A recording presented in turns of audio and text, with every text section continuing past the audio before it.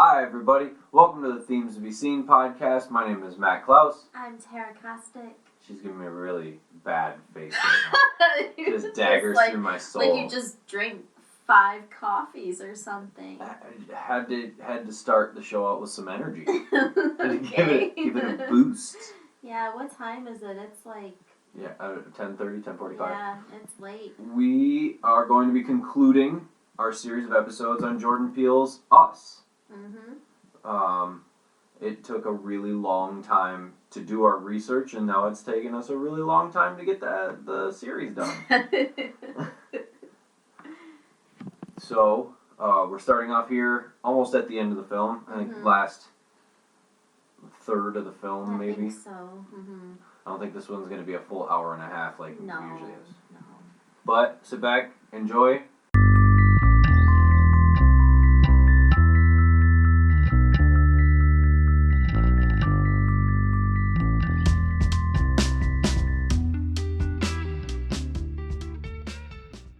Alright, where did we leave off? We left off right after the kill count conversation. Mm-hmm. They were in the car. That's right when they get ready to end the kill count conversation. Hombre. She's standing in the path of the car, and she turns around and does her super creepy smile. Yep. And So then, they start driving. Yeah, Gabe is like, you're going to want to back up. Yeah. I believe Addie is still outside of the car at this time. Like, there's like a weird, like... So, yeah, she gets in, and then Zora tells the family to buckle up, and she steps on the gas. The score right here is actually called... not that. It's not called that. It's called Zora Drives, which is another... I feel like Michael Abels watches the films and just takes the feeling he gets from the moment to do his compositions, and that you can tell it really makes a difference. This shot during this action-y scene here of Hombre screaming and trying to smash through the car window. Yeah, because she runs towards the car. She runs towards the car. And then she jumps on top of the car and she's breaking through the sunroof. Great shot. Like, this is high-quality horror film.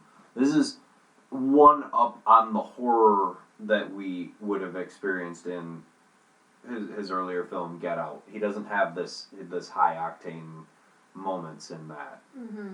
And Zora is slamming on the brakes, and she's trying to get Hombre to, fly off the... This moment where Zora turns the windshield wipers on. Oh, yeah, and she seems so startled by them, and she pulls back. She just, kind of looks at them. And I mean, in all reality, she's looking at them because she has no idea what they are. Like, she's just amused by what they look like. But the comedy of us seeing it and her almost giving a, really? You thought that would help you kind of face? It's classic Jordan Peele. And so Zora slams on the brakes again, but this time Hombre goes flying. And we just see, a bunch of trees. She, flies through branches, yeah. You hear, whoosh. And then Adelaide gets out of the car. She's very adamant everybody else stays in the car. And she finds Hombre pinned in the tree, but she's laughing. Well, she's stuck. She's impaled on a broken branch. And she's laughing and dying simultaneously. This laugh, it's a creepy laugh. It's a creepy laugh. It's pretty good creepiness. Addie is comforting her through this. She's being very maternal to Hombre in this scene, and it's almost creepier than the scene directly before it. It gives you this uneasy feeling of what is going on. Well, this goes back to, we had already predicted the twist in the movie at this point, so this pretty much solidifies that she feels compelled to go check on this girl and is calming her down as she's dying. Yep. They leave here. They get back to Santa Cruz. It's It's a shit show. The streets are empty, and like many zombie movies or apocalypse movies, you just see bodies and cars. He wanted it. You can tell he wanted to show a grander scale here, and he did a great job where it seems desolate, but there are bodies everywhere and crashed cars and fires, and it's really cool how it's effective, but it's still subtle. It's not like in your face, oh my god, everybody's dead. They drive into a lot, and then they see that their car is on fire. Yes. It's their car in the parking lot, and it's on fire. And then this is where Jason is like, it's the one that looks like me. And then, of course, Pluto appears in front of their vehicle, and he is snapping his fingers. And this goes back to that scene at the beginning where Addie is snapping her fingers and trying to teach Jason how to be on beat with the song. So it's like, yeah, he's doing this, and then, of course, Addie gets out of the car and approaches him, and it's like they have this weird kind of connection. Like, she understands what he's doing, and he understands that's how to get her. Well, one of the things I forgot to bring up is, yeah, there's a car there that they know that their car there on fire, but it could have been any of the tethered that had done it. The immediacy of Jason knowing that Pluto's there is kind of telling more to that twist. If a viewer hadn't picked up on it already, it would be another thing that the viewer would see and wonder, how did he know that? So... Are you okay there? Yeah. Where were you at? I'm sorry, I know I went back a little bit. So Addie is approaching Pluto, and she's extending her hand to him, and he partially removes his mask, and he peers around her to smile at Jason, and then Jason is like, it's a trap. And Addie looks down and sees a line of gasoline running towards the car. And then the family gets out of the car, and Jason is holding his arms outstretched, and this causes Pluto to do the same thing. And then he is backing up, and this is making Pluto back up into the burning car. And Adelaide is urging Pluto to stop, and she's being very maternal to him as well, just the way she was with Umbre in the previous scene. And so Pluto burns alive. This is where there's a shot of Lupita Nyong'o in this previously white outfit. And it's drenched. It is. In yeah. blood. But the shot of the blue sky behind us, this beautiful blue sky, and it's this white outfit, and all I could think was Shaun of the Dead. Got a little red on you. You got some red on you. And it was funny because you don't, I mean, just knowing the way Jordan Peele's mind works, if he might have done that a little bit on purpose, because it's a very reminiscent shot of Simon Pegg in the beginning of Shaun of the Dead, where there's this blue sky and he's got this red spot on his white shirt. And so we get this shot of Jason, and then red slowly emerges in the background. It's like the shadow next to a car. Yeah. And she does this really cool, like, she's completely still and you don't see her. And then she turns around, much like the tethered earlier that was standing on her hands, where you just don't see her there. And one then of the twins. Yep. Yeah. And then you don't see her there, and then they move, and that's when you see them. And it's a really cool thing he does a couple times in this movie. So she emerges and grabs Jason, and then the family realizes that Jason is gone, and Adelaide just takes off after him. This is a shot where we get another reminiscence of the birds here. I believe this is where they show the big flock of seagulls. The big flock of seagulls around, I believe, a dead body. I think they're picking at a dead body here, and it's a really cool scene. Again, trying to make the idyllic scenery scary, giving this idyllic scenery this dystopian view. They show that the water level has gone up, the tide has gone up, and Jeremiah is still standing in the same spot here. He's still waiting. Yeah, so she goes back to the boardwalk and she sees the tethered lined up, and they're standing even in the water, crossing the water, holding it's like hands. up to their necks. And then, we see Jeremiah's in the same exact spot, and Adelaide enters the fun house. She knows exactly where to go to find Jason. Straight to the door. And this is where we see the first loose bunny just running around. Yeah. Oh, on her way down is where we get our Goonies reference. It's where we get our Goonies shot. Like, to go back to the very first shot of the whole movie where the Goonies VHS tape is there. Jordan said he put that tape there to show the underground, into unknown danger style of shot. Mm-hmm. And then reminiscent to the beginning of the tunnels scenes in the Goonies. So we get this scene where she enters a door and it takes her downstairs, and she just keeps descending further and further. She even goes down into an escalator. I saw this as like symbolism for an even further descent into madness. Yes, another almost Kubrick, Hitchcock style of symbolism, where the character is going downward physically and emotionally. And it just seems like it goes down for so long. It is a good 5-minute sequence. It kind of...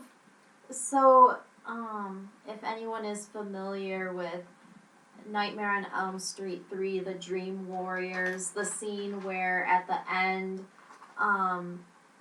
the ones that are remaining find each other again in the dream world, and then they're, descending, like, into the, boiler area where Freddy is. It was kind of reminiscent of that to me. I haven't seen that one in a really long time. Where they're going to look for Joey, who's tied. You're talking, and I got nothing. I haven't seen Dream Warriors. I was probably 8. I haven't seen that movie in a really long time. Oh, it's so good. It's my favorite. It's most people's favorite. Mm-hmm. People who don't like horror movies. We have one friend who does not even like horror movies, and he's like, "You guys gotta come over. We watch the Dream Warriors. Listen to some Dokken." Mm-hmm. So, she comes eventually across this white hallway, and there are rabbits everywhere. It's just loose rabbits all over the place. Yeah, she's passing all these open doorways. And we see the cages that we saw in the opening sequence. We see them all open. There are no rabbits in them anymore. So then we cut back to Zora and Gabe, and they're getting supplies from an abandoned ambulance truck. Gabe refers to the line of tethered as a fucked up performance art, which is a good line. So this was kind of amusing to me, too, that they're getting supplies from this ambulance truck, where earlier in the movie Jason was playing with a little ambulance truck and used it to prop open the doors so it wouldn't shut on him. And Zora points out the line of the tether to Gabe, because they're really not that far from No, they them. can see it from the ambulance, But they've kind of come to the conclusion that the ones that are in the line already aren't moving. They're not leaving that spot.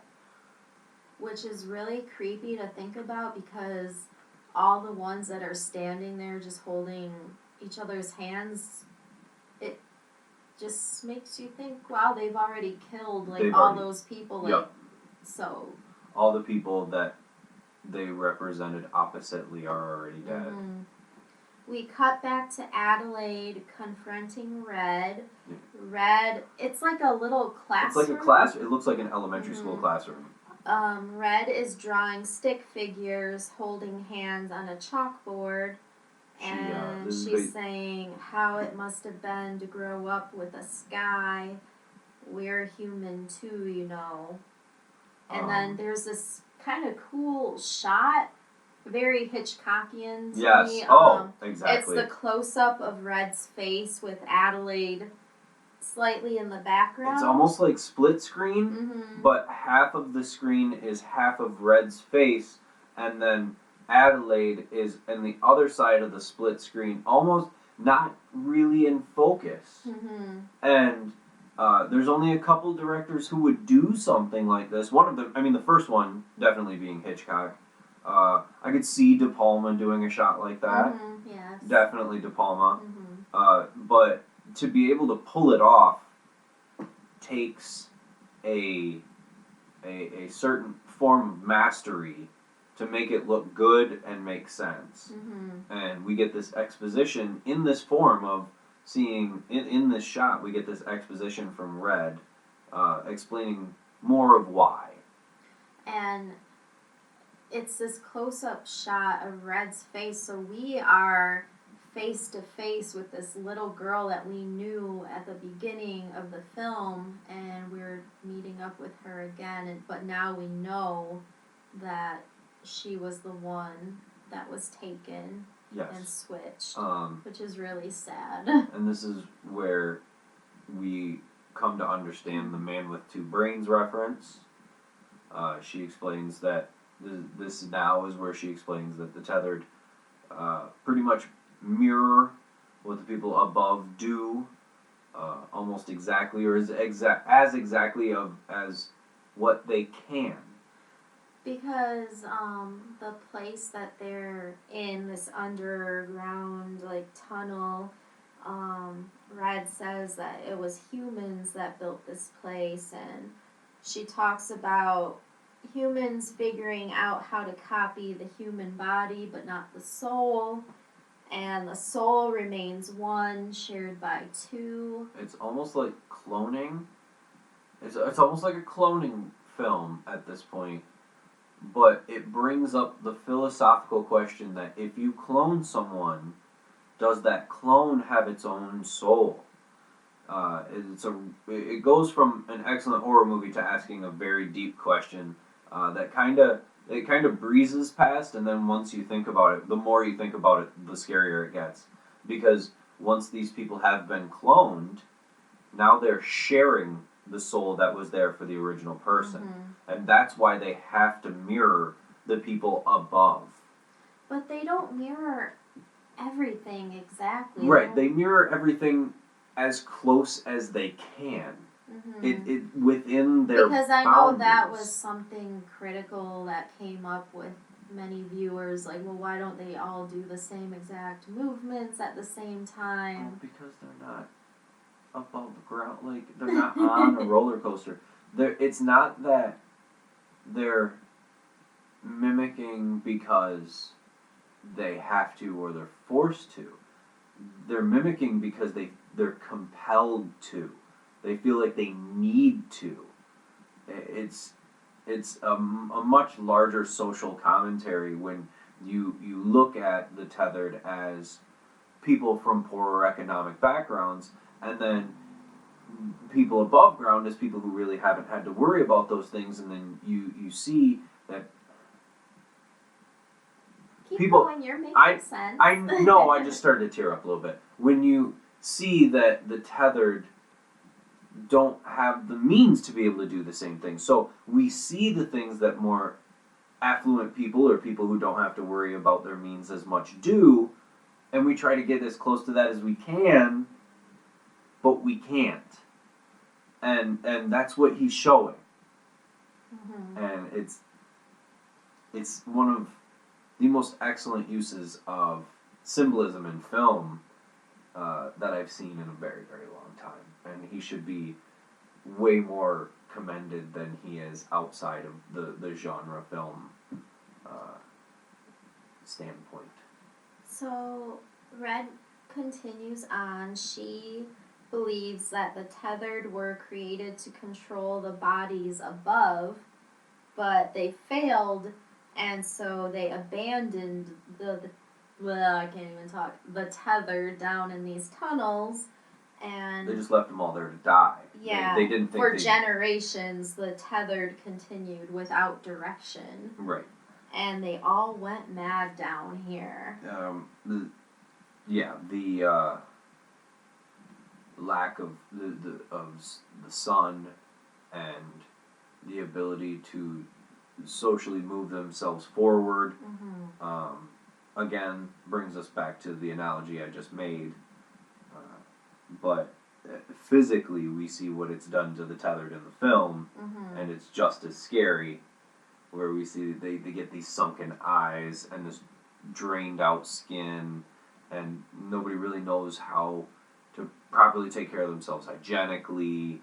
So, but then Red goes on to say that she believes she and Adelaide were born special because the original Red was able to find herself out of the tunnel and up to the top, where she came face to face with the original Adelaide, and she had the sense to switch places with her. One of the things I'd like to do is go back sometime and just watch the movements of how either adult Addie or kid Addie, well, probably the young Addie, walks, watch the direction she walks, and then how she comes about the door, and then I'd like to watch the descent again in reverse to see if they are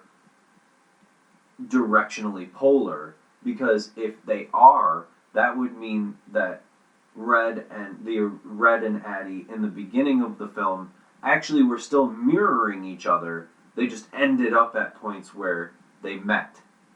Yeah, because Adelaide, when she was wandering away from like the carnival, her wandering caused Red to wander, and so she did find her way out of the tunnels, and we see shots of Red as a child walking amongst the tethered in the tunnels, and all of their actions mimic the people that Adelaide was seeing above ground and that we were seeing in those opening shots. Right. I'd like to rewatch those two particular scenes of adult and child Addie and Red traveling, just to see the mirror of it, because I feel like one of the things that gets lost is how intelligent it is that he had the two characters walk in directly polar routes and then end up at the same spot.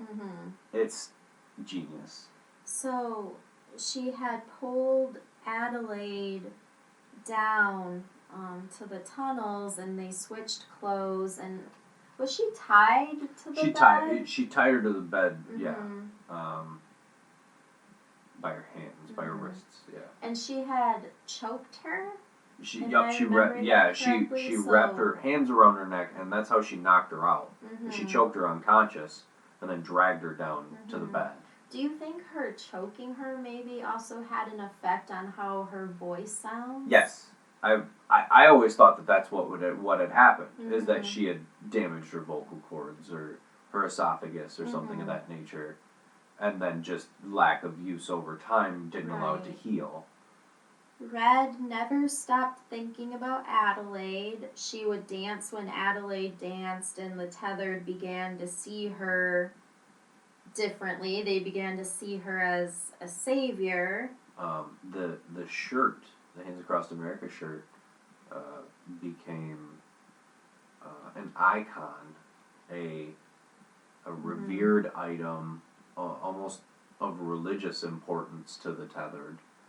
Yeah, so eventually Adelaide stopped dancing, and this had been mentioned earlier in her conversation with Kitty that she had peaked. Yeah. And this was when her dancing career had ended, and she said, "You felt it."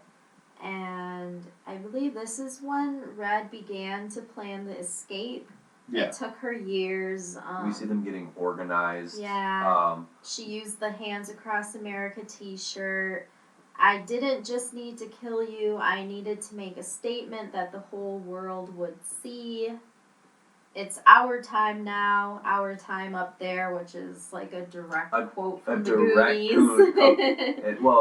The quote from the Goonies would be, "It's our time down here." Mm-hmm. But yes, it is there. You can't get closer to the quote. And so this is where we get like an interesting fight scene because Red begins to dance. We get this remix of "I Got 5 on It." We get the "I Got 5 on It" remix here, and it's Michael Abels has turned it into this very plucky electric violin. Mm-hmm. Violin. And you say that Red starts dancing, but the dancing, it's like she's fighting with Addie. But her movements are so reminiscent of ballet modern dance that you really can't tell the difference. Like there's no difference between the way she's fighting Addie and what we would call dancing. And it's just really fun to watch. So she's, pretty much just circling Addie, and they're taking swipes at one another. She is making contact with Adelaide Red. Yeah, she's cut. The original Red. The original Red, the one we know as Adelaide. Wounding her. Yeah, she's just giving her little slices with the scissors. At one point, Red is whispering to her, and we just see her cutting and stabbing Adelaide. It keeps cutting back and forth between the two of them, and also cutting to shots of them dancing as young girls. Yes. Which is where he kind of inceptions the thought to the audience that if there had never been a switch, that the Tethered would have never been inspired to revolt. Mm-hmm. And so the two of them really are special because if not for their meeting, none of this would have ever happened. No. Adelaide stabs Red, and Red begins to whistle. Oh, this is when, they're in a different room, so they've been fighting for a little bit of time now, and, just a credit here to the fight coordinator, John Donahue, who I hope to see more of his work, because the work he did here it's beautiful in a motion sense. You can see the motions that are taking place, and they are aesthetically pleasing to watch. Red knows what Addie's going to do before she does it at any time. And you can tell that there's just this anticipation with knowledge of, she knows, it's hard to watch because you're like, just stop. She knows what you're going to do. Like, you get frustrated. And she just effortlessly just picks her apart for quite a long time. But yeah, she eventually does stab the original Adelaide, and the original Adelaide begins to whistle, and then Red, the original Red, who we've known as Adelaide during the whole movie, strangles her and breaks her neck. With the handcuffs she's still wearing. Yeah, because she's still cuffed. And she begins screaming and sobbing, but then she is grunting and she starts laughing. This scene is so effective. And it is, if you, as a human, watch this scene and you are not emotionally affected, go see a doctor. Because there's something I don't even know how to explain. It makes you, it's disturbing, but it's sad. You feel bad for Red when she dies, even though you know that she's the bad guy, but then you think about it and you're like, she was just trying to get back to where she was. Yeah, and she had no control. There's so much dimension to this that I feel like a lot of the critical hate that the film got was because critics couldn't just watch the movie and put their finger on the character and say, okay, that's the bad guy. Mm-hmm. Okay, I understand exactly. Like, the critics seem to like one-dimensional characters now. Or because it does have a lot of depth to it. It's not just a straight up slasher movie that I feel like maybe a lot of people wanted. They didn't want to have to think about anything too much. And oh, God forbid you have to watch this. God forbid you go to a film and you have to. It forces you to look at society for what it is, which is exactly what Jordan is going to do in every single. So, a lot of people went and saw this movie and were like, "Oh, it made me feel stuff," and they got mad because he wrote a film that had a social commentary involved. But he calls them social horrors. He calls them social horror films, and there's a reason for that. He wants to use in the classical sense because social films or horror films in the past have always had some social commentary behind them. Night of the Living Dead. Night of the Living Dead was about racism and how race is affecting the country at the time. Invasion of the Body Snatchers was about a fear of invasion from communists. The second Invasion of the Body Snatchers was about the Cold War.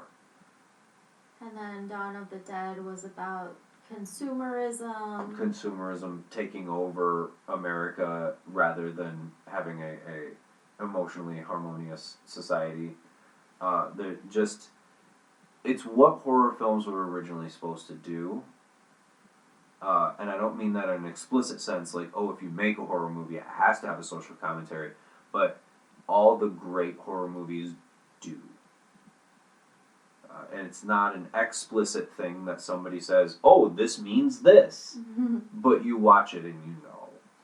I think a lot of people probably go into horror movies now expecting like a Paranormal Activity or something, you know. Anything made by James Wan. All the hype, and they want to... Jump scares. Yes. Yeah. The scary stuff is what they see on the screen, but then maybe it doesn't stay with you. It just scares you in that moment. It doesn't even scare. It's startling. Yeah. It's not even scary. But this is like a different kind of horror because it's real. It makes you think about what's scary and what's how really it's scary. Right. The idea here is that what's really scary is what people do to each other. Exactly. We recently, I don't know if we talked about Midsommar in our last episode. We touched on it a little bit. That movie still now affects me. Like we saw an article about how they were releasing Midsommar with an extended director's cut. And we were like, cut. What else was there? There was more to that. I can't handle that. No, we are seasoned horror film fanatics, and there is no way I could go through that movie again. There is no way. So, to the critics who said that this film was not a good film because of the depth, you are doing the opposite of your job, and you should probably just put your pen down and quit. Because if you can't watch a film that has depth, and then you as a critic leave and sit there and think about it and figure it out for yourself as an intellectual, and then put that out to the audience that may or may not see it and let them decide, that's the opposite of your job, and you should be ashamed. Well, to be fair, for the most part, I think a lot of critics did like the movie. It was just these were comments that I was seeing on social media posts, just like the general audience and their thoughts on it. Never trust the general audience. There are some films that come out and have these amazing Rotten Tomato scores, and they're not good movies. Or there's people that will purposely bring down a movie because they don't like the director. Like Jordan Peele did, make those statements that he doesn't cast white people as the leads in his movies because he's seen those movies before. We've seen that movie before. And a lot of people took it the wrong way, and now they're like, oh, he's racist. Like, if you want to see a white person in the lead of a horror movie, watch literally every horror movie. There's only one other time in my head I can think of where a black person was the lead in a horror film other than Jordan Peele's, and that was the original George Romero's Night of the Living Dead. So yeah, those statements were taken out of context, and I saw a lot of comments from the general public bringing that up, like in their reasons of not wanting to see the movie or why they didn't like the movie. Those people understood exactly what he was saying. They're just racist. Like, you can't quantify racism. You have to just let those people be who they are. And if they don't want to go see films like this, it's honestly their loss. This is an experience that, if you haven't seen the film and you listen to our episode, first off, the whole thing was ruined for you. But secondly, it's okay. You still need to see this. It is a thing that if you enjoy either deep films with a message or horror films or both, it is a thing that you should experience once in your life at least. So we'll get back to the movie. Okay. That was a tangent. So the original Adelaide is now deceased. Oh, yeah, we get to this. She finds, Red. I'll just keep calling her Adelaide because we've known her as Adelaide. This is short. We're after this animalistic laugh. Yeah. It's honestly the scariest acting she does. Like, even the red acting she does in this film is not as scary as this laugh this release of emotion she does when she kills Red. So she finds Jason in a locker, and he seems afraid of her at first, and she's telling him to look at her. And she moves her hair, and I've never really thought, because she's got the sister locks, and I've never really thought about it, but that wouldn't matter to him now. Like, look, she's trying to get him to look at her face, but her face and Red's face are no different. So it brings up more questions than it does answer. And she tells him everything's gonna be like it was before, which, how could it be? There's no way. Yeah, there's no way. So the family drives off in the ambulance, and Jason is sitting up front with Adelaide. He's holding one of the rabbits. Yeah, he has one of the bunnies, and he has the quartz rock. And there's a flashback of this is where the actual reveal. Yeah, Adelaide remembers the past and realizes who she is. If you stopped watching the movie for the past 20 minutes and then just picked it back up right here, you'd be like, oh, okay. It was just explicitly shown to me. So she looks over at Jason, and he is just staring at her like he knows the truth. We can assume that he knows, but do we know if she knows that he knows? Whoa. And I know this has confused a lot of people too. A lot of people think that he was somehow switched. That wouldn't make sense. But no, because there was not enough time. Well, not only was there not enough time, there wasn't a plastic surgeon to fix Bruno's face. Yeah. it's just not a good twist for her. But there are a lot of people that think that that's the case, that he is not the real Jason, and that they're looking at each other kind of like a wink, like, right. Oh, I know who you are. I think it is kind of a wink, but it's kind of a wink on her end, like, it's okay, you know who I am now. And she had that line earlier in the movie, like, no masks, like, let's take the masks off, and... Yeah.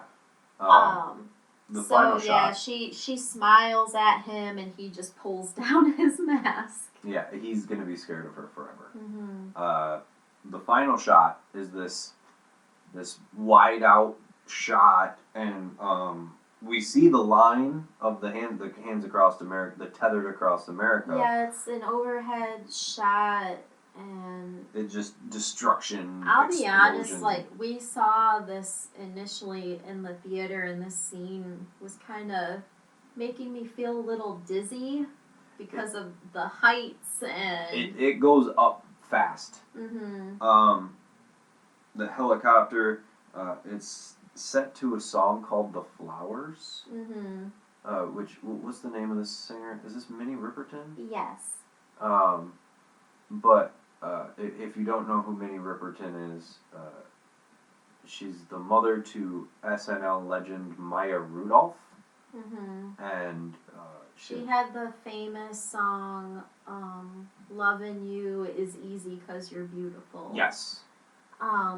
So yeah, we just have this overhead shot of the tether just spread all across, like, this landscape, and there are helicopters in the sky, and so we're just assuming this is also the same amount of people that were killed. Well, not only that, Santa Cruz is on the western farthest coast of America, and she said that all of America is full of the tethered, so it leads us to the assumption this goes from Santa Cruz all the way across the continent to somewhere close to Virginia. Like, well, yeah, there was, even when the movie just started, the text all across the country. There are thousands tunnels. of miles of tunnels beneath the United States, so yeah, it goes all across. Like, abandoned subway systems, unused service routes, and deserted mine shafts. Many have no known purpose at all. Yeah, and so it leads us to assume that this goes from Santa Cruz, which is the westernmost coast of the United States, eastward, all the way across the country. And that's a terrifying thought. That's the end of Attack of the Body Snatchers, Invasion of the Body Snatchers, where you realize that even the characters you thought were the good guys the whole time were body snatchers. And it's this American issue. It's this distinctly American issue. And I say it at that volume because it is another commentary on how these issues are explicitly American issues. His genius is underappreciated. We watched the credits just to see if we saw any cool names. We got to the special thanks, and I looked at Tara and said, why the hell did he specially thank Chelsea Peretti? And I didn't know at all. And I would know Chelsea Peretti because I was a huge fan of the first probably 3 or 4 seasons of Brooklyn Nine-Nine. And she's just this obnoxious character on Brooklyn Nine-Nine. And she's a really good stand-up comic. I did not know that was Jordan Peele's wife. Yeah. I had no idea. I'm no shocked idea that you didn't. Well, he's a really private guy about his private life. You don't hear about Jordan Peele's private life. We hear about his professional life, and he's very open about that. But he doesn't really, and that's awesome that he keeps his personal life personal. And then special thanks to Paul Thomas Anderson.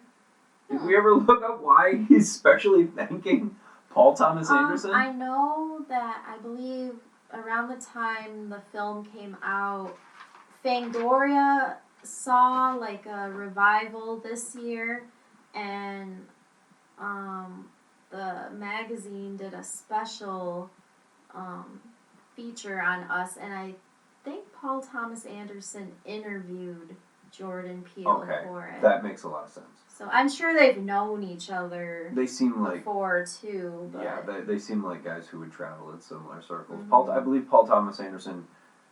And I know this sounds ridiculous. Had something to do with the production of Mad TV in its later seasons. Oh, I have no idea. I believe so. Don't quote me on that, but I believe so. So that might have been, they might have known each other for that long, which would make sense. So that's kind of cool that he interviewed him, and then around the time Midsummer came out, Jordan Peele interviewed Ari Aster. Yeah. Who we found out recently is 30 fucking years old. Ari Aster. What am I doing with my life? I know he said he has 30 films written, which is average of one a year, and he's just sitting on these scripts. And then, did you know John Landis wrote American Werewolf in London when he was like 18 or 19? Oh my god. Wasting away. I know. I'll be over in the corner eating Centrum Silver if you need me. So we still have not seen the new Twilight Zone. Well, it's hard to get a hold of because it's on that CBS All Access. It's behind a paywall. But I believe his next project is the Candyman remake. Yes. And they've already casted the titular Candyman. Mm-hmm. And it is Lakeith Stanfield. Which... Is it? Yes. I'm super happy about that. Were we on Amazon Prime or something? We saw that he was producer of a Lorena Bobbitt movie. What was that? Oh no, it's a series. It's a series about Lorena, like how Lorena Bobbitt came to sever her wife's penis, and then everything, like the media storm and everything she lived after that. And we were kind of just reading credits about it because it's interesting. It was a big deal when it happened, and then people forgot. And then we saw that Jordan Peele was an executive producer, and I was like, oh, put that on the list just because his name's there because it's worth it. Anything he does, it's not you're gonna know there's some kind of quality there.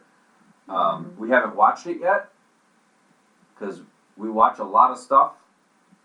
Oh, by the way, it's not Lakeith. It's not?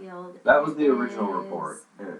He did say he wanted him to be involved. It is Yahya Abdul-Mateen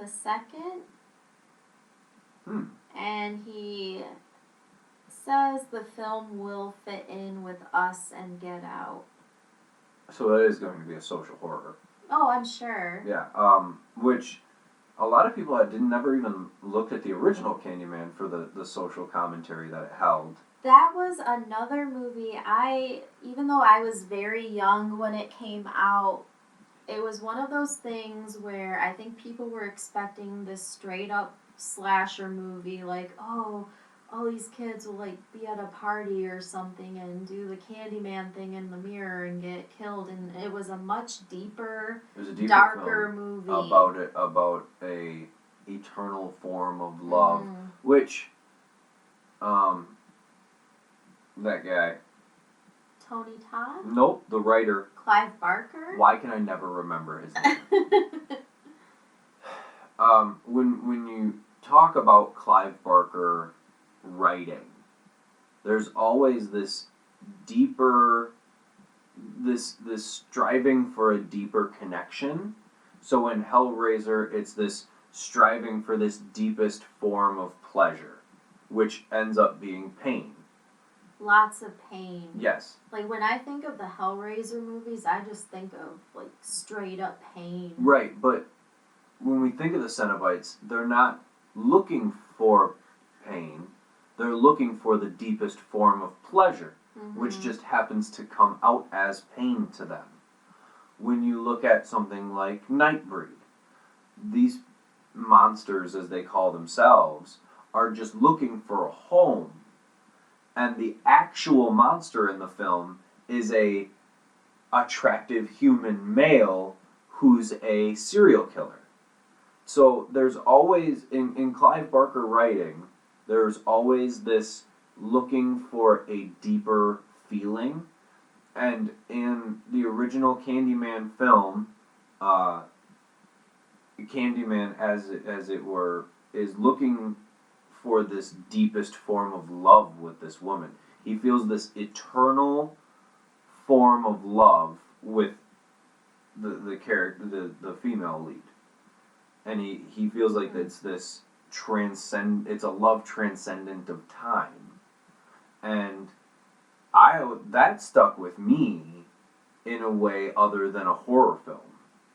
It is pretty horrifying, but I had rewatched it a few years ago, and I was like, this is just, like, grand. Like, it's sad. It has these moments where, for me, like, these moments where he realizes, like, at the end when he realizes she doesn't love him, she doesn't see this eternal form of love that he does. And you see on Tony Todd's face, who's a distinctly underrated actor, you see him just give up.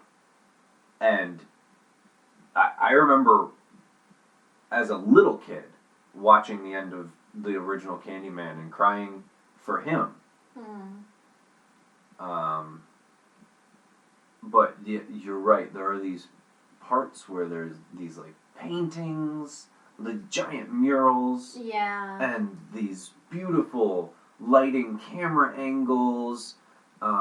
Anytime they shot Tony Todd, if it wasn't really close up, it was from this downward angle, so he looks like this giant man. I mean, he is a huge guy, but it makes him look just this larger than life with camera angles, and it is a extremely well made film. Yeah, that's why I'm curious how this new one is gonna be, because I hold the original Candyman on such a high level. Yes.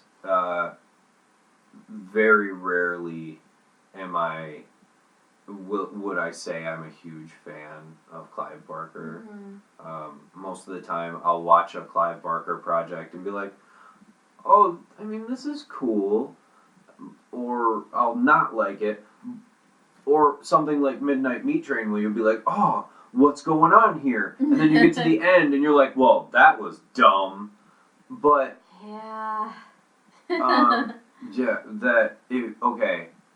if you ever, I would suggest watching Midnight Meat Train because it's one of Bradley Cooper's first leading roles.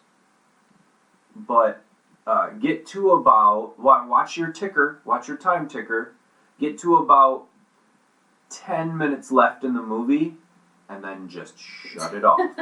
No, real, and she's laughing, but I am dead serious. Get to about 10, 15 minutes left in the film, and then just stop it. Because you will be more satisfied with the film you've watched up to then than you will be with the entire thing if you watch the whole movie. Yeah. He did have an anthology movie. Necronomicon. Good stuff. You don't gotta set up any characters. He just gets to the Barker and he Barker. Well, he does, like, gruesome monsters and ugly gore well, and he always kind of makes it pretty. It always has this, wow, that's really gross, but I don't want to stop looking at it. In Necronomicon, which I watched at a way too young of an age, thanks, Dad. I remember just these horribly gruesome, terrifying things, and I didn't have to. I was young enough to where I knew. Okay, well, I don't care about any of these characters, so what's it matter? I'd suggest watching that. That's fun. I've never seen it. It's kind of hard to find. Yeah. It was one of those things that straight to home video, and then it was the way it grabbed an audience was by a really cool VHS cover. Yeah. I wonder if it would hold up. I do too. Because there's things that we talk about where we get really into stuff, and then. But I will say that Candyman does hold up. Candyman holds up. So if you haven't seen it, maybe we could do it in an episode in the future. Like short, maybe not a multi-part, but just give it a little. Like before the remake comes out. Oh my god! Oh, that could be our next live event.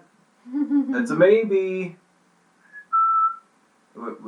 Because we wouldn't have to go too deep. Us might have been a little bit too much to bite off and chew for a live event, because even with the people we had there was not enough people to see everything. There was no way. And plus, we had avoided most of the previews and stuff too, so we didn't really know what we were going into. Candyman, we're gonna have to watch previews. We're gonna have to just to see. Or we won't have to, but we'll have kind of an idea. Maybe. I mean, I don't know how much he's gonna end up changing.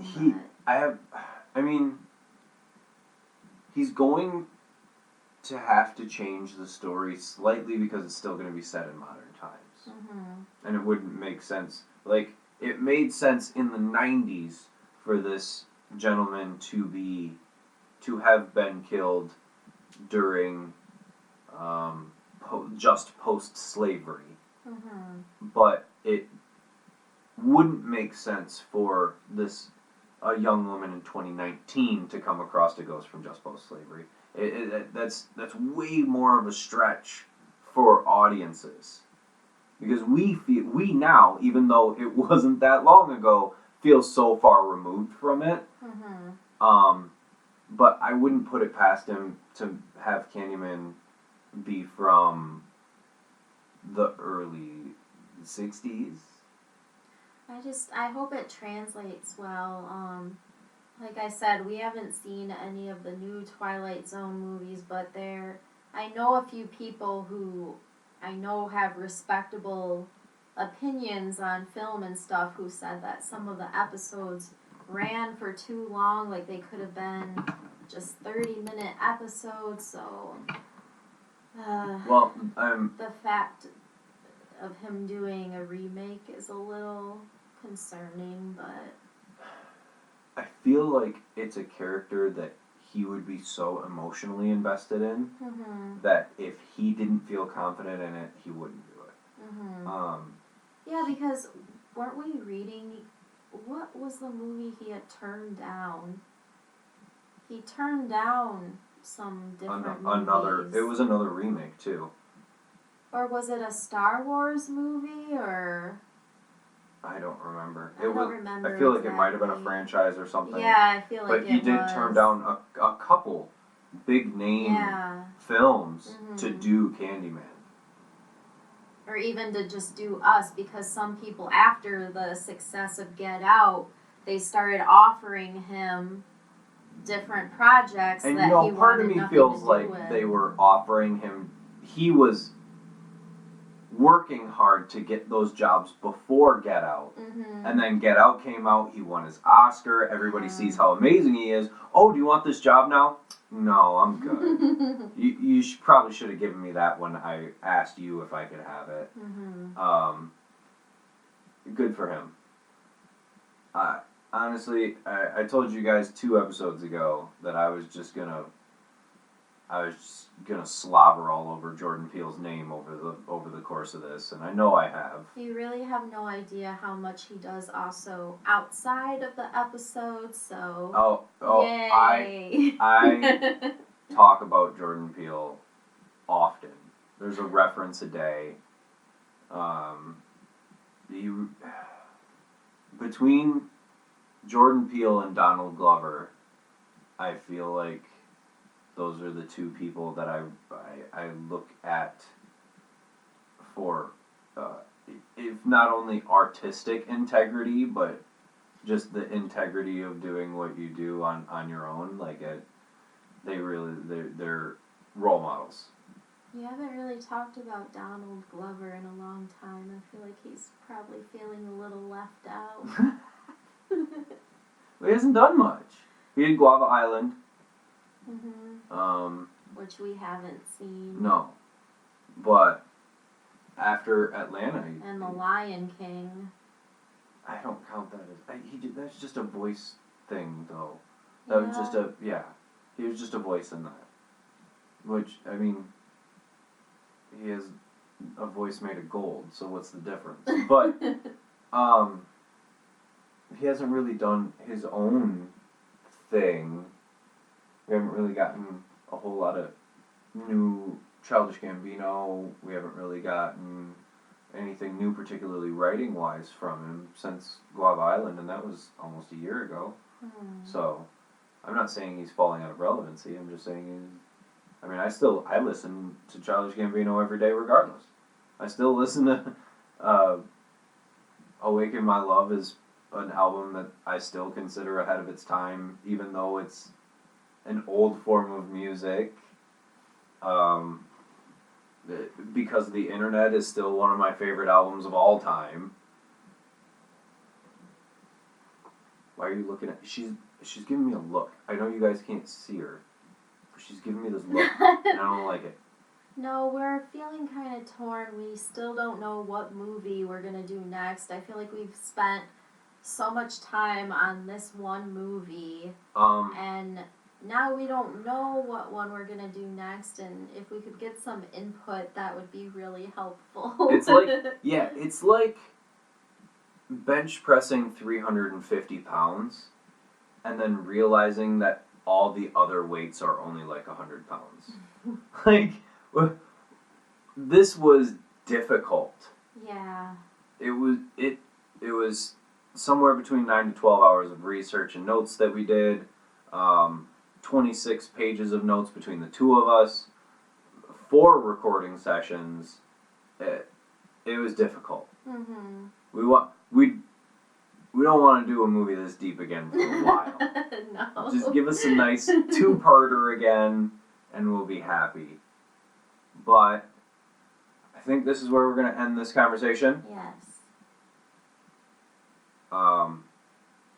Find us on Facebook, ThemesToBeScene.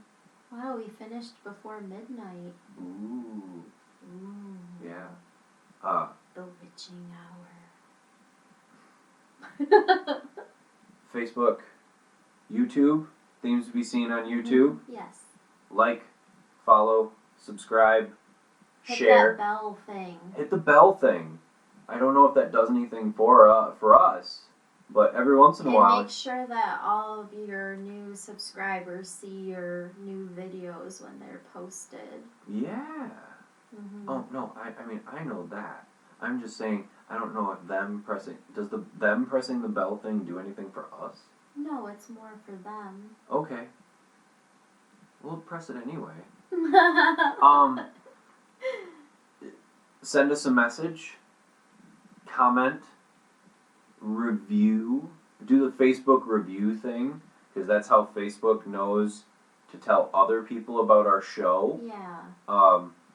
Rate us on YouTube, give likes and shares on YouTube, because that's how YouTube knows to tell other people about us. Mm-hmm. Send us a message. They rate that too somehow. Like, the more messages you get, there's like an algorithm. Oh. Yeah. I don't care that much. But message us if you have a idea for a film that you think has a bunch of symbolism, and you either don't want to break it all down, or you don't feels like it. Yeah. We can do that. It's what we do. Or if you want to come talk about it with us too. Yeah. Just let us know. Yeah. We'll move one of the mics over. Share a microphone like, "Oh brother, where art thou?" Mm-hmm. Yeah. Yeah. I feel like I'm forgetting something still. No, I think that's it. That's it? Yeah. Oh man. It just seems like it went by faster. I can't believe that this episode is over now. I know. I don't know. What do we do now? I know. But we're just wasting away while these 20-somethings are making movies and stuff. I know. Isn't that horrible? But Think pink. And adopt. Can't edit that out. Adopt. Don't shop.